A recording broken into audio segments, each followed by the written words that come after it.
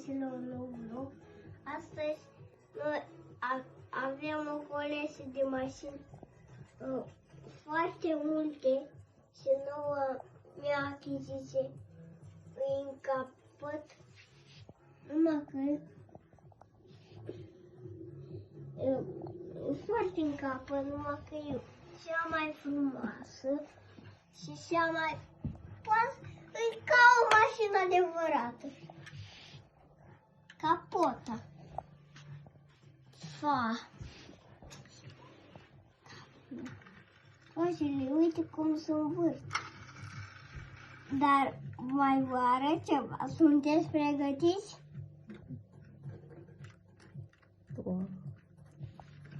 Eu n-am avut din asta. Numai pe asta o aveam. Și atâta. La altele nu se mai născ roșile. Dar de data asta am avut noroc.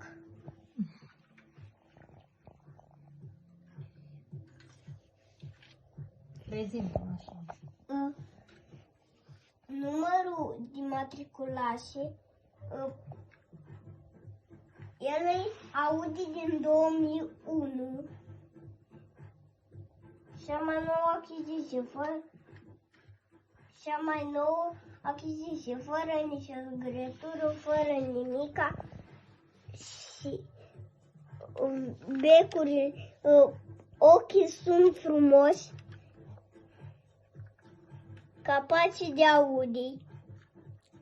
Aici scrie.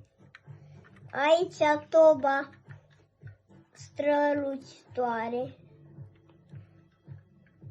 Aici cauciucurile.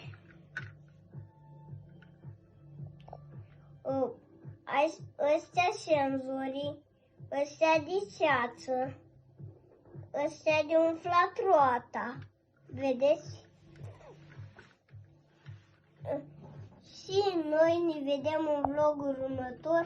Pa, pa! Dar nu uitați să apăsați butonașul de like dacă vreți să mai facem astfel de vloguri. Noi ne vedem în vlogul următor. Pa, pa!